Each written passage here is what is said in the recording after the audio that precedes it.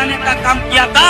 उस समय साथियों संसद की शेरनी आदरणीय बहन कुमारी मायावती जी ने, बहन जी ने अनवर कांशीराम साहब जी के नेतृत्व में पूरे देश में नारा लगाया था कि संविधान के सम्मान में बीएसपी मैदान में।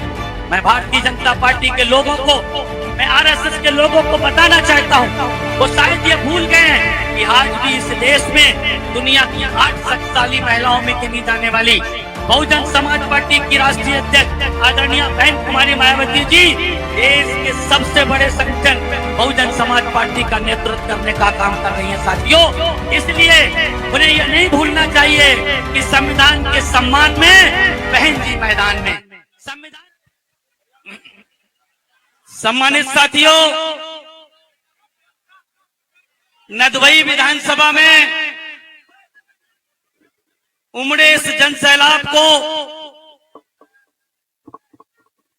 मैं अपनी बात रखने से पहले मैं बहुजन समाज में जन्मे संतों, गुरुओं, महापुरुषों में विशेष रूप से भारत में सामाजिक क्रांति के अग्रदूत, शिक्षा की ज्योत जलाने वाले महात्मा ज्योतिबा फुले, बहुजनों के आदर्श और भारत में आरक्षण के जनक कुंभी राजा छत्रपति साहू जी महाराज, सही मायने में शोषितों की लड़ाई को पूरे भारतवर्ष में कामयाब बनाने वाले भारतीय संविधान के निर्माता विश्व रत्न बोध सत्य बाबा साहब डॉक्टर भीमराव अंबेडकर, और उनके बाद इस कारवां को एक नई दिशा देने वाले वामसेव डीएस4 और बहुजन समाज पार्टी के संस्थापक, इस सदी के महानायक मानवर श्री कांशीराम साहब के चरणों में श्रद्धा सुमन अर्पित करते हुए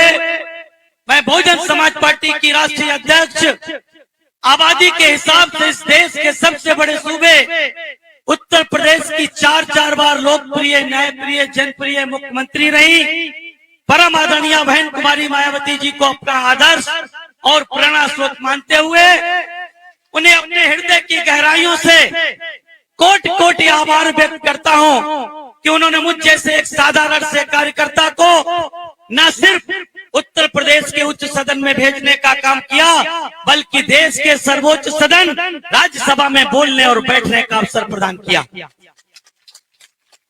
आज इस सर्वजन हिताय सर्वजन सुखाय संकल्प यात्रा के नेतृत्व जो कर रहे हैं और इस सभा के मुख्य अतिथि हैं बहुजन समाज पार्टी के राष्ट्रीय कोऑर्डिनेटर, युवाओं के प्रेरणा स्रोत, बहुजन समाज के लोगों को जगाने के लिए देश के कोने कोने में जाने का कार्य कर रहे माननीय आकाश आनंद जी, हमारे साथ मंचासीन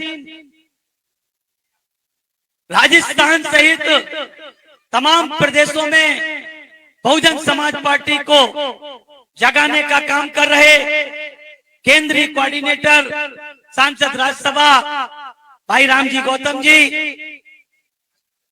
राजस्थान के केंद्रीय कोऑर्डिनेटर भाई सुरेश आर्या जी, प्रदेश अध्यक्ष जो आज के कार्यक्रम की अध्यक्षता कर रहे भगवान सिंह बाबा जी, इस कार्यक्रम के आयोजक और प्रभारी भाई तोली जी, और इस मंच पर बैठे तमाम साथियों के और हमारे तमाम अतिथियों के साथ साथ इस विधानसभा के कोने कोने से आए, इस उमस भरे माहौल में यहाँ पर इतनी देर तक बैठे रहे बहुजन समाज पार्टी के जाबाज साथियों, हमारी माताएं और बहनें, आप सबका मैं अपने हृदय की गहराइयों से हार्दिक स्वागत, अभिनंदन और वंदन करता हूँ।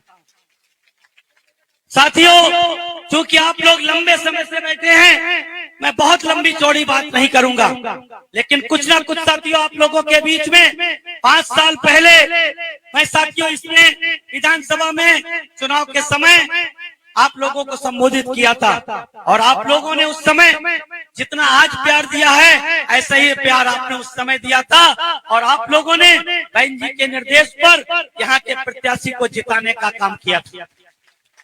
आप लोग नदवई विधानसभा के कार्यकर्ता, मतदाता और भाग्य विधाता, सही मायने में आदरणीय बहन जी के सच्चे सिपाही के रूप में हैं।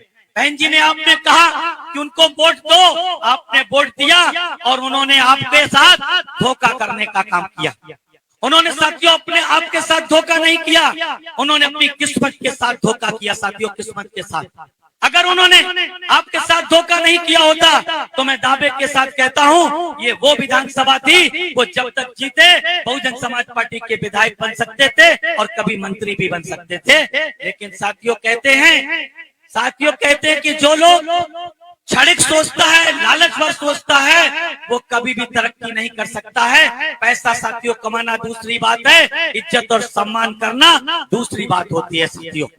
इसलिए मैं आप लोगों को बताना चाहता हूं, धैर्य कठिन होता है, धैर्य साथियों कठिन जरूर होता है, लेकिन उसका परिणाम हमेशा सुखद होता है। इसलिए साथियों आप लोगों ने 5 साल धैर्य रखने का काम किया।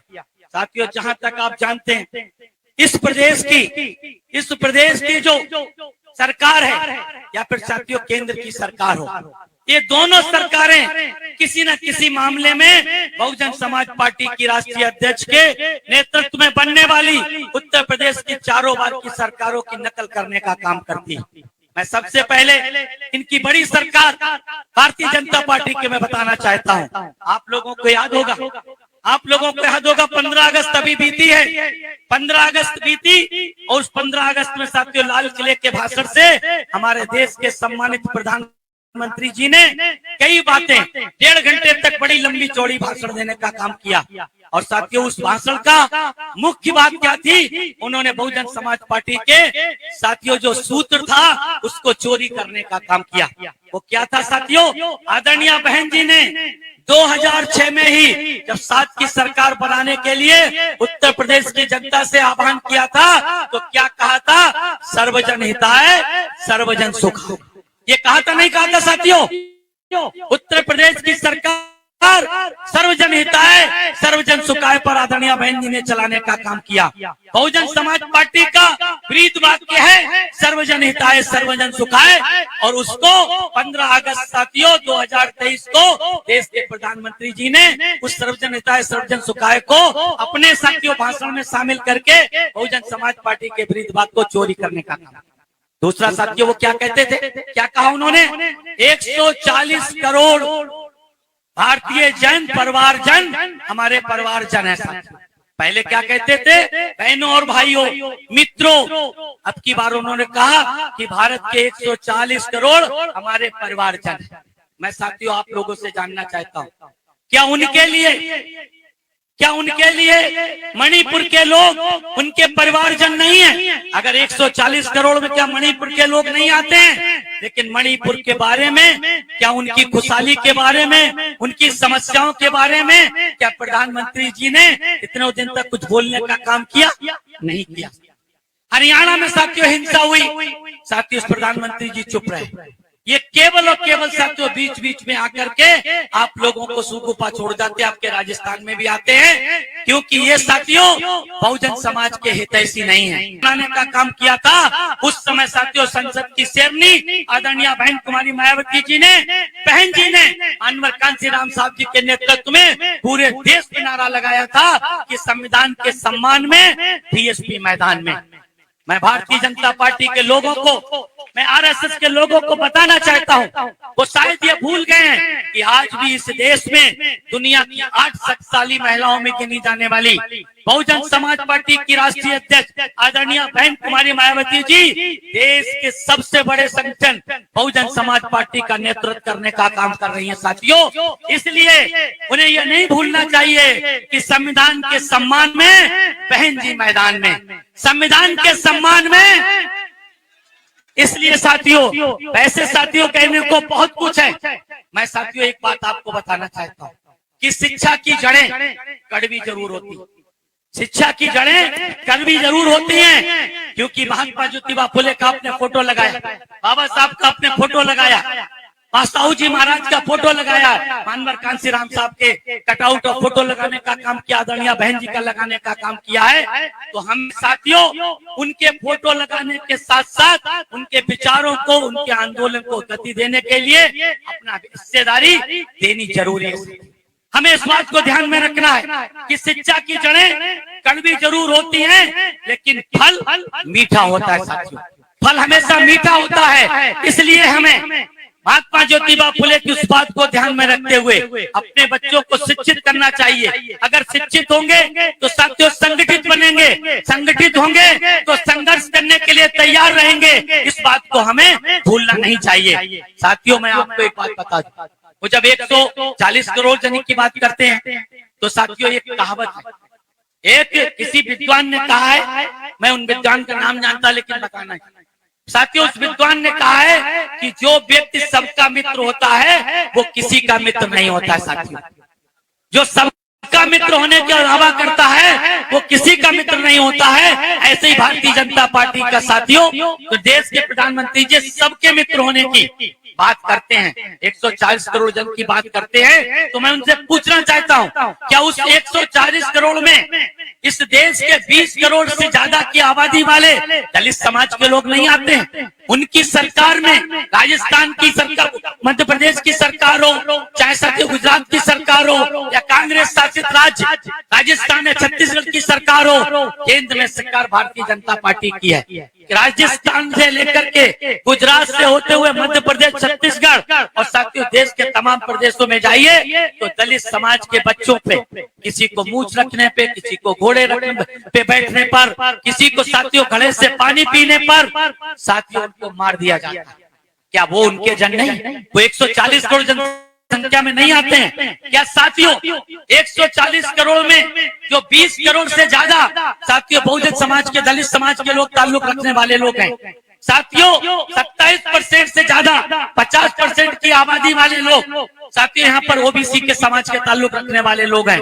अगर साथियों वो लोग हैं तो जो बाबा साहब ने हमें भारत के संविधान में SC, ST और ओबीसी को साथियों 49.5% जो रिजर्वेशन देने का काम किया है, भारतीय जनता पार्टी की सरकार है केंद्र में, आपके राजस्थान में कांग्रेस की सरकार है। मैं उन दोनों सरकार से पूछना चाहता हूँ, मैं उन दोनों सरकार से पूछना चाहता हूँ और खास तौर से आपके राजस्थान की सरकार से पूछना चाहता हूँ कि आपके प्रदेश में जितनी आबादी SC, ST की है, क्या आपने उत्तर प्रदेश की सरकार आदरणीय बहन जी से जरा भी सीख लेने का काम नहीं किया कि आदरणीय बहन जी ने अपनी 7 से 12 की सरकार में उत्तर प्रदेश में SC और ST और ओबीसी का आरक्षण पूरा करने का काम किया था। बैकलॉग के माध्यम से, स्पेशल भर्ती के माध्यम से लाखों की संख्या में दलित पिछड़े समाज के लोगों को सरकारी नौकरी देने का काम किया। क्या साथियों आपके राजस्थान में गहलोत की सरकार ने आपको किसी विशेष भर्ती के द्वारा नौकरी देने का काम किया है? अरे विशेष भर्ती छोड़िए साथियों, उन्होंने रेगुलर भर्ती करने का काम नहीं किया था। लेकिन आदरणीय बहन जी ने न सिर्फ दलित पिछड़ों के लिए भर्ती अभियान चलाया, बल्कि वर्षों से बंद पड़े सर्व समाज के बच्चों की जो नौकरियां बंद थी, उन नौकरियों को छोड़ करके लाखों की संख्या में सर्व समाज के लोगों का, प्रकाश के लोगों को नौकरी देने का काम किया था साथियों। इसलिए साथियों मैं आप लोगों से एक बात ध्यान से निवेदन करना चाहता हूं कि हम लोग 16 तारीख से इस संकल्प यात्रा में जो सर्वजन हिताय सर्वजन सुखाय संकल्प यात्रा है, इस संकल्प का मकसद साथियों क्या है, हमें इस बात को इस नारे के साथ मैं आपको बताना चाहता हूं कि चलो चले आकाश जी के साथ चले, चलो चले आकाश जी के साथ चले, बहन जी की राह चले, चलो चले आकाश जी के साथ चले, बहन जी की राह चले, बसपा से जुड़े और बाबा साहब के संविधान को सफल करें। ये साथियों हमारा वाक्य, हमारा साथियों सपना होना चाहिए, हमारा आधार होना चाहिए। ये हमारी संकल्प यात्रा है, उसका संदेश है कि हम बसपा के साथ जुड़े। आकाश जी जो साथियों, मैं आप लोगों को साथियों बहुत संक्षेप में 2 मिनट में ये बताना चाहता हूँ कि आदरणीय बहन जी ने जब से मानवर कांसी राम साहब के एकमात्र उत्तराधिकारी के रूप में जब बहुजन समाज पार्टी की बागडोर संभालने का काम किया था, तब से ही आदरणीय बहन जी ने अपने नेतृत्व में तमाम बहुजन समाज के युवाओं को तैयार करने का काम किया। तमाम युवाओं को तैयार करने का काम किया, तमाम लोगों को साथियों उन्होंने बहुजन समाज पार्टी का राष्ट्रीय उपाध्यक्ष बनाने का काम किया, युवाओं को बनाने का काम किया, वरिष्ठों को बनाने का काम किया। लेकिन साथियों ज्यादातर युवाओं ने साथियों आदरणीय बहन जी के विश्वास पे खरे उतरने का काम नहीं किया। और जब बहुजन समाज पार्टी के वरिष्ठ साथियों ने, वरिष्ठ कार्यकर्ताओं ने आदरणीय बहन जी से निवेदन करने का काम किया, तब माननीय बहन जी ने हम लोगों की बात को सुन करके एक युवा साथी, एक युवा जो साथियों पढ़ लिख करके विदेश से पढ़ लिख करके आकर के भी जब उन्होंने उनकी आंखों में बहुजन समाज के संकल्प को, बहुजन समाज के सपनों को साकार करने का दर्द आकाश जी के अंदर देखने का काम किया, तब आदरणीय बहन जी ने आकाश जी को नेशनल कोऑर्डिनेटर बना करके हम सब लोगों के बीच में भेजने का काम किया। अब मैं आप लोगों से साथियों, मैं आप लोगों से इस बात कहना चाहता हूँ क्योंकि साथियों हम लोग अच्छी तरीके से जानते हैं लोकतंत्र मजबूत नहीं होता। दुनिया कोई भी लोकतंत्र देश देख लीजिए, तब तक मजबूत नहीं होता है जब तक उस देश को चलाने वाले में सामाजिक कसक ना हो, जब तक समाज का दर्द ना हो, तब तक लोकतंत्र मजबूत नहीं हो सकता है। आज तक भारत की सत्ता पे साथियों शासन करने वाले जितने भी प्रधानमंत्री हुए हैं उनमें सामाजिक कसक का अभाव हो रहा है, सर्व समाज के लोगों के दुख दर्द तकलीफों का अभाव रहा है। इसी कारण साथियों इस देश में गरीबी, बेरोजगारी, महंगाई है, गरीबी, बेरोजगारी, महंगाई है। और साथियों ये सर्वविदित है कि गरीबी, बेरोजगारी, महंगाई क्रांति को जन्म देने का काम करती है। गरीबी, बेरोजगारी, महंगाई क्रांति को जन्म देने का काम करती है। अन्याय, अत्याचार साथियों किसको जन्म देने का काम करता है? अन्याय, अत्याचार साथियों उस दमन को खत्म करने के लिए साथियों सड़कों पे उतरने के लिए आह्वान करने का काम करता है। राजस्थान में साथियों बेरोजगारी, महंगाई तो है ही साथियों, यहाँ पर अन्याय, अत्याचार भी है। इसलिए मैं साथियों आप लोगों से आह्वान करना चाहता हूँ, आप अपने युवा नेतृत्व के साथ साथियों दिलो जान से जुड़ करके राजस्थान की सरकार को काय के लिए साथियों हम संकल्प लें, परिवर्तन के लिए हम संकल्प लें, अन्याय अत्याचार से मुक्ति के लिए हम संकल्प लें, अपराध से मुक्ति के लिए हम संकल्प लें, राजस्थान को विकास युक्त बनाने के लिए जैसे आदरणीय बहन जी ने उत्तर प्रदेश को अन्याय मुक्त, अपराध मुक्त, भ्रष्टाचार मुक्त और साथियों विकास युक्त बनाने का काम किया था, वैसे ही राजस्थान को साथियों अन्याय, अपराध,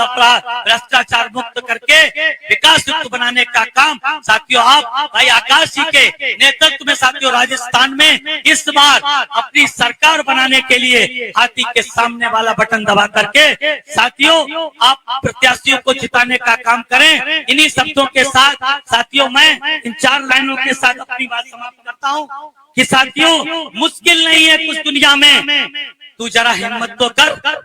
मुश्किल नहीं है कुछ दुनिया में, तू जरा हिम्मत तो कर। ख्वाब बदलेंगे हकीकत में, तू जरा कोशिश तो कर। मुश्किल नहीं है कुछ दुनिया में, तू जरा हिम्मत तो कर।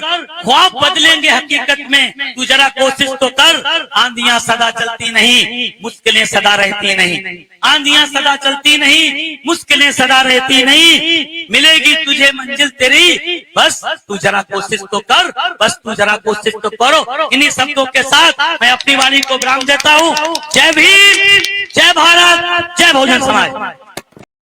धारा को घर घर तक पहुंचाने के लिए हमारे YouTube चैनल को सब्सक्राइब करें, लाइक करें, कमेंट करें, शेयर करें और बेल आइकन की घंटी दबाना ना भूलें।